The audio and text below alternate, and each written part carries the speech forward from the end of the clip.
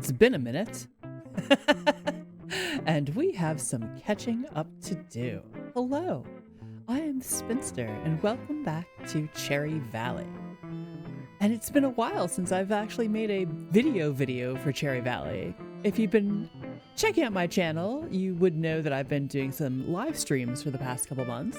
I didn't have a lot of time to make a lot of videos, but I had time to do some live streams, so I did a lot of building during those live streams.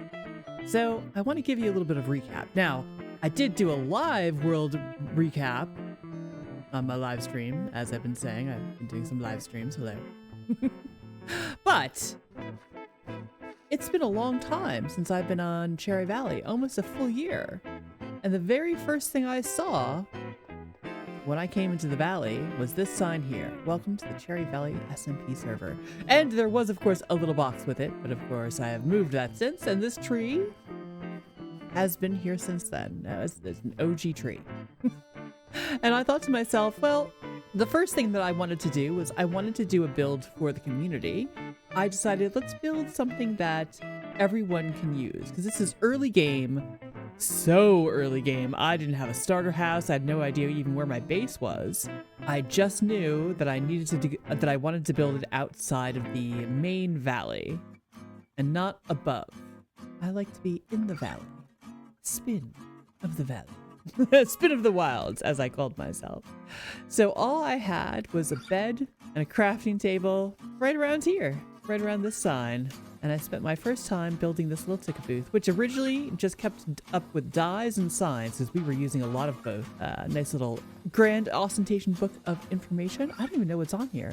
Oh yeah, it's just information for the wall of to-do, which is this. And we've done almost all of the wall of to-do. Zakayak did that. I'm working on the map wall. That's done. Zombie spawners, kind of done. Didn't really bother with them. I did find 3 skeleton horses. And then all of this stuff as well. So the Cherry Valley wall of to-do. We to-did. We definitely to-did.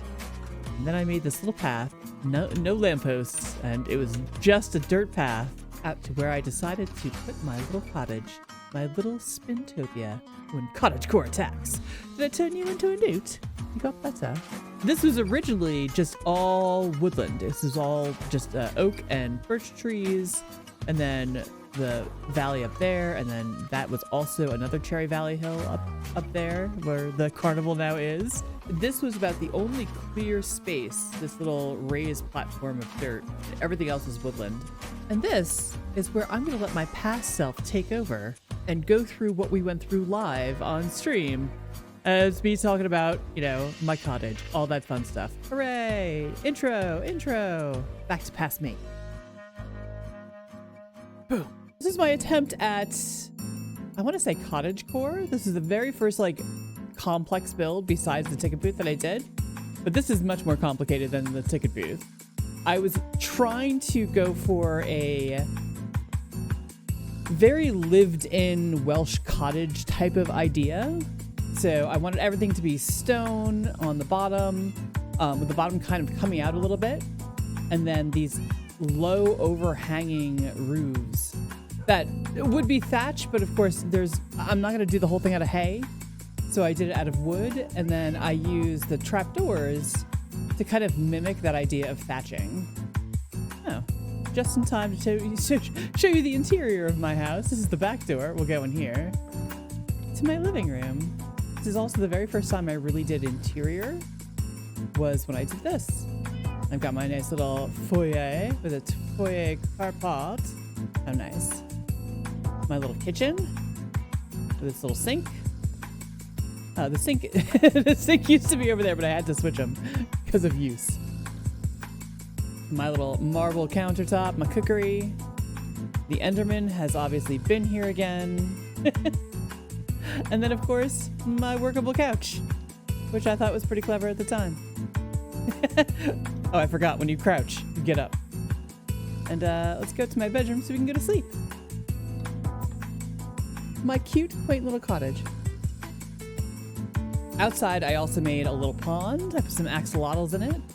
We got the axolotls really early on. It was like one of the first trips we went caving and got my axolotls. So this is the first custom tree I ever built was this. Yay, custom built tree. Happiness, happiness. I thought it came out pretty good. I was going for like a willow tree. Kind of silvery, but you know, thick-leaved. Overhanging my pond. That should actually be deep enough and clear enough to fish up magic items, but I've never really spent time here doing that. And I got me some fish. And I got me a swing. And I closed this off from the village. Ugh. Enderman, seriously, stop it. Leaving stuff everywhere. So that I had kind of like a recreation area. I've got my barbecue back there. Oh, we didn't even see that. Let me go over to the barbecue. So I got me a barbecue. Nice outdoor cookery, which every good yard needs, I think. How American of me. And then my gazebo, where you know you could just have a nice sit. I had to push back the hill though because I did have a problem with zombies falling from the mountain into the gazebo, and thus wandering their way into my property. But I've got these nice little ponds that I made. These ponds were not here originally. This is all woodland down here, and I cleared all the trees out. And originally, all of this is farmland. In fact, these 3 tiers of hay, or of wheat, of wheat, of wheat are the only remaining remnants, and this of my original farm. I didn't like the look of it. I wanted something more decorative, and I needed bricks. I'm like, oh, I'm going to build a mud farm in here. And my building spree really kind of took off when I built this mud farm. Just to back up a little bit, and because I need it for my map, we're going to walk out. Because I actually didn't build this village first. After I built my cottage, the first thing I built, and this is kind of like when I was doing my community project, were all of these paths. The paths and the lanterns as well. So I created this nice path because I wanted a way to walk between my cottage and Cherry Valley, and then Sakai's castle over here. See? Look at me on my path, on my map. Hurrah. And I think this building here actually is one of Sakai's first builds outside of Cherry Valley. The actual valley. And then he redid it very recently to suit the style that he's growing into. Because he's becoming quite the builder, and I'll show you some of his builds later. I feel like that's not meant to be that way. Now, this is my first after the cottage, this is my other build that I was really proud of. We needed a potion station. We'd gotten to the point where we'd gotten blaze rods, we'd gone to a fortress, and I decided, sure, I'll make a little cart, a little potion stand. You know, you go in, you order up your potions, you have a seat at this nice table, and it's just decently compacted. We have all of our finished potions here, ingredients, extra bottles, cauldron, crafting table, everything you need for potion making. And it's safe too. So if you ever find yourself stuck, the only thing this doesn't have is a bed. But my favorite part, honestly, is just the front of the van. This looks like a food truck. It seriously looks like a food truck. I'm so happy with this build. This is one of my favorite little mini builds. Is this little food truck? Yay, food truck. Of course it's raining during my tour. How dare it rain during my tour. I love building in Minecraft, and once I start building, I get on a tear and I don't stop. So then I started building bridges. I built this bridge here, which I like this little pass-through with the hanging lanterns. Looks really nice from a boat. Never finished the steps over there, but that's okay. Now see how this path is textured over here? Oh, look, ooh, texture, nice. Ah, boardwalk style, beautiful, fancy, buildy. And then, inexplicably, I just stopped. Just went back to a straight path with just these blocks for steps and more apparent Enderman interference in my landscaping. Come on. This is what happens when you let the Enderman just roam free in the wilds. But the first thing we did was this bridge, because I wanted to connect my plot with Sakayuk by land, so that we didn't have to keep taking boats back and forth, even though there's still boats everywhere. And I wanted a bridge that kind of brought the materials that he was using for his castle, which is the cobblestone and the cherry wood, with the stuff that I was using with my stuff. And I think it came together pretty well. And then I'm like, oh, you know what? This needs something. And we had just gotten Elytra. We may have to pause for sleeps. Come on. Let's head back to my cottage really quick. Why are my cats all in a circle? Are you having a meeting? Oh, except for you, Miss Snowy Fluffy Bottoms. This was kind of like after we got Elytra, because as you can see, it is an airport. I thought we needed some place to safely land with our Elytra, just as kind of a joke. And I have a local airport that's very, very cute that I do like. It has a very 1970s looking control tower. And then there's some kind of like Art Deco front to it that I decided to just mimic. So I brought my local airport to Cherry Valley to perpetually clean up the Enderman's poop everywhere. And it has this nice baggage claim that goes around and round. But, you know, we've got arrivals, we've got departures, we've got the map of the area. We've got a little non-denominational chapel and meditation room. And then, of course, employee only up to the actual tower. It kind of really pleased me to put this together and make it a little, like, little control room with buttons and lights and levers and seats where I can look out and control the airplanes. I really like that. I was very happy with my 70s-ish control tower based on my local airport. So now I'm really getting into building. I'm stretching my builds out bigger. But now I also want to start adding in some story to it. I don't want to just build for building's sake, although that's fine. I wanted to add this lore. And one of the lore is that I'm this witch of the wilds. I mean, yes, I am now currently dressed as a hobbit. That's fine. It's my work clothes. Everyone has to have work clothes. And I've been building a lot. I'm not going to wear all sorts of witchy crystal stuff and, you know, flowy outfits while I'm building. No, that's silly butts. We shall not be silly butts. But I still wanted to embrace the aesthetic. So I built myself a secret lair under my house. Yeah, oh, I'm caught. My nice little ender chest. This is the first ender chest. I've got my layer chickens. Now, this used to be my storage. So it used to actually be a row of double chests, 2 high.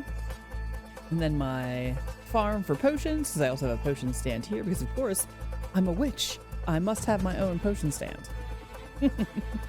My decorative plinths, which I don't use much anymore except for my mace, and now my feather of good luck. Which, as soon as Sakai gave this feather of good luck to me, he died like 5 times in a row. So I don't think he should have let it go. And then I built this nice secret door out, which blends in so well that it's fooled everyone who's seen it on how to get in. It's taken them quite a while because you can't see unless you're like actually mousing over it to see the outline. You really can't see that right there, and it just opens up and blends in nicely. I was really proud of that build. So now I've got this little exit, and I made it all nice of lush and pretty and secrets, and I'm like, well, but it's still kind of out in the middle of nowhere. I didn't really have a purpose for the rest of the plot of land that I'd claimed for my own. And that's where the mud farm came in clutch. I built this mud farm that works amazingly well. And then I'm like, oh, well, you know, I've got this mud farm, and mud farm naturally leads to having a clay farm. So I put this clay farm up here, and then with all the bricks that I produced and all the mud bricks I produced, I decided to enclose everything in this nice first building. And this is the first building in my village, what enclosed the mud farm and the clay farm. And then I'm like, well, you know, if I'm going to make mud and clay, that's going to give me a lot of terracotta. I should have some dye for that. So then I built a dye farm, which led me to the bees. because, you know, the bees need to pollinate for the dye. And then once I had that, I'm like, well, now this is just a village. So let me just start building extra stuff. And this is when I really started to think about sightlines and aesthetics. I plotted out the rest of the village by building this path around it first, around the different areas, so that I had little separate areas to build in. And I knew what I wanted to build. I knew I wanted some farms, so I've got my barn with my horses, my camel, and my mule, and my sniffler. And then I have a second barn next to it that also connects into this little area. And then this is kind of like more of a, this was intended to be more of like a work animal area. So I was gonna have pigs here, my little pig wallow, which connects here to a little farrier, a little ironwork station. And then this is my super fancy chicken coop with nests in the walls, which are these copper grates with water so that the coral does not dry out and it stays yellow. So they look like little chicken nests. And then my chickens. And then you can get up there, each one. So everything is accessible. And the way these windows are, they don't go out the windows because they're all steps, even though they can't get up there anyway. And I just have regular chickens in there for now. All of this is my main storage area for the farm. And my angry foreman. I love my angry foreman. I actually really enjoyed this build that he's on, which is just my industrial crane. I just needed something tall. Like, this is when I was really starting to think about how sightlines work with builds. And I was thinking, okay, well, I need a tall building in the back to kind of break up that cliff. So that's where the library came from. And then in this direction, I had, this building was kind of tall, but then I already had these trees all around that were also really tall. And I'm like, I need taller. So I built the silo first that's behind it. And I'm like, that's just not enough. There needs to be more clutter in this little spot. So I made this crane. And then the Enderman put himself into the cart, and so now he's just angry all the time. And I make sure he stays angry. If he's gonna be the foreman gotta be angry. Which is why the library, which has another Enderman in it, is where the library came from. Library just initially was just literally meant for a big storage room and my lava source room, which I learned how close you can get to a lava source with wood by building this room, because this pillar used to be made a lot differently. And then it caught on fire, which is unfortunate. So now it's all glass and the wood is just far enough away that it no longer catches on fire from the lava. And yeah, it goes up all the way up. I don't use all of the storage at all. And this is gonna be my grain mill. So I have this big stone turny thing attached to the water mill outside to turn it. And then I have this mechanism to like push things in and out of this door that are heavy. And then away up to the grain silo. And so it just became my little industrial area that I was just really happy with, that it all came together in such a nice way. And this became my starter base.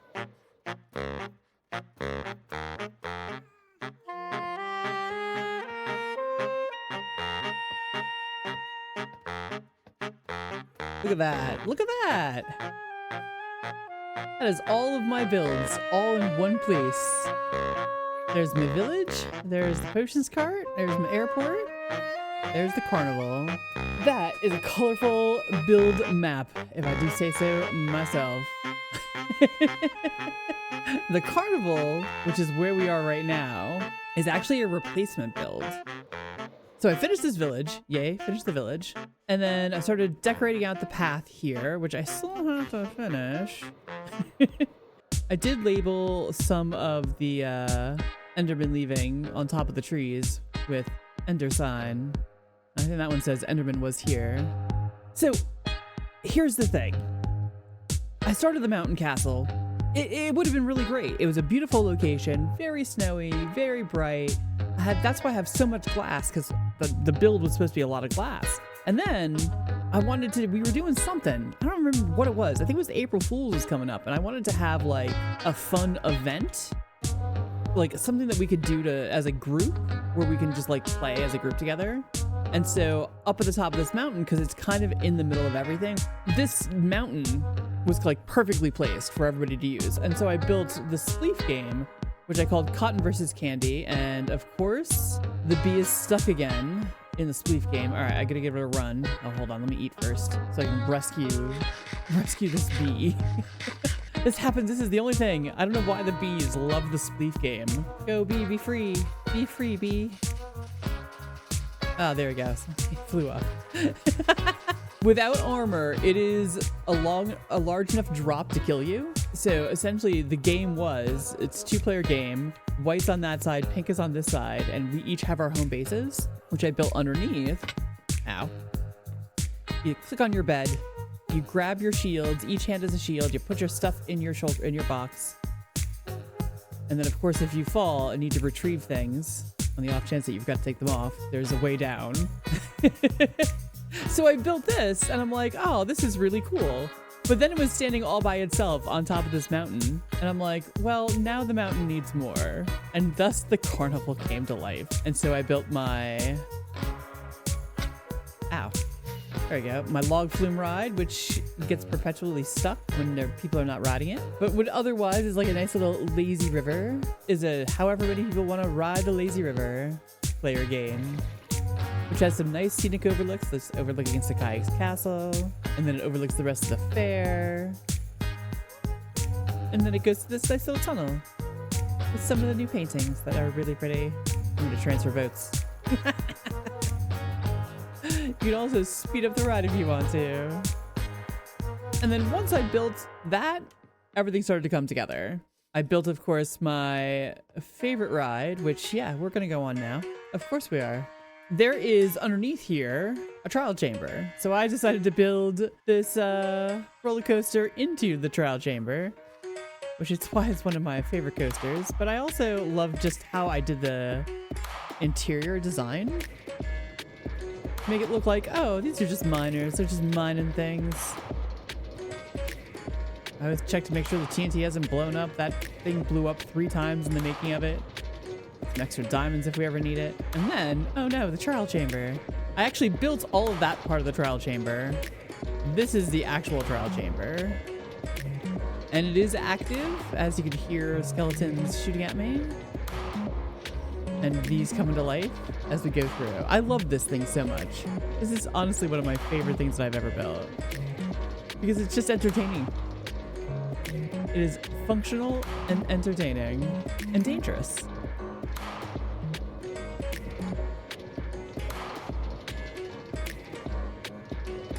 Yeah, that skeleton's gonna work his way up. This water jump is also some of the first redstone that I figured out myself on how to make it work to bump it forward onto the cart in my little Badlands with my little spider spawner and my dips and the end of the ride with a cart return. And what are you doing here? How did you get in my fair? Where are you? Did you climb up from the trial chamber? Huh. All right. Maybe there's somewhere around here that does not have as much lighting as I expected it to have. I still have to go through and put all sorts of lanterns in the carnival. That's why there's so many torches. Let's sleep so that I don't get attacked by more mobs. So yeah, the carnival's just been built up piece by piece. With just different things. I got this nice drop tower. Just a manual drop tower, nothing fancy. Just fun. Same thing with the bumper cars. All just manual ice-powered bumper cars. This is blue ice, so it goes the fastest. And I found that I didn't need to have the slime blocks right next to each other in order for you to bounce off the edges, which I thought was nice. That worked out well. I do wish that I could figure out a way to actually make a working Ferris wheel, but I have no idea how I would do that without a massive amount of redstone that I do not know. So at the moment, my Ferris wheel is purely decorative, but it is charming. And it's got these nice little lights now that work really well to like mimic the like the fluorescent lighting on a Ferris wheel. I'm just building up these paths, putting little faces and stuff on the paths, and trying to connect everything up. And of course, now I've been working on the map floor, and we're gonna add an eatery here, and some like restaurant style seating here. Oh, and then this, also another favorite build of mine, because I'm quite pleased with the fact that it actually functions. But this one was a little bit of a nightmare to construct. Oh, I keep missing it. Stop it. Why am I missing it now? Why? There we go. Goodness gracious. Because it has an on switch. Everybody go that way. There we go. Danger Pig and Ranger Pig. There we go. So it functions, and you can fly on it. It used to have 4, but apparently it couldn't take 4. The 4 got so tangled that they shot themselves all the way down to that pond down there and lost 2 of the gas. But, oh well. The ride still works well. And when I'm not thinking about it, I can get off the ride easily. Oh, I should turn it off though. Let me not make that mistake of leaving it on. I think the reason why it blew up is I left it on and then I logged. And then when I logged back in, it just kind of catastrophized itself. But it does have this nice off switch. Excuse me, pardon me. So that is my buildings. Those are my build areas. That encompasses all of this business. Hooray. Hi, future me here again. Because I realized that I wanted to break up my world tour video into 2 bits. My stuff and everybody else's stuff. Just because I got a lot of footage of everybody else's stuff. And that would make it a really long episode if I put them all together into one. But I did forget a few pivotal things from my carnival tour. Such as, oh, this rockin' entrance that I built that I'm pretty happy with. But see where that painting is? I'm actually gonna change that into a map of the actual carnival and get rid of the painting itself. And then, of course, our ticket booth takers. Hug, our ticket booth taker, and Attila, our ticket booth taker. Yay! Hug and Attila. Oh, what did I just throw? Oh, my rockets. No, give them back. And the other thing that I forgot to talk about, I guess not talk about, but I didn't mention the flight course that I built around the carnival, which was an early build, which is why you have these hoops. But I don't have a good launching point for it. But also, I've got these fun mini games here. We've got skee ball. We got some good fishing. Some target practice. And of course, Color Me Gifted, a gift shop and where you would come to collect your prizes. Hooray! My favorite, of course, is the skee ball. Essentially, you throw a snowball into one of these 3, and if you get 3 in the same hole, then you get the appropriate prize listed. And then you would just go here and you would get your prize from Color Me Gifted. And the other thing that we did that I'm really proud of that happened after my world tour is, of course, the Golden Apple. That is our food court restaurant that we finished on stream a couple days ago, and I'm going to let you now see a nice little compilation video that I put together of the Golden Apple, because I'm super proud of how this came out.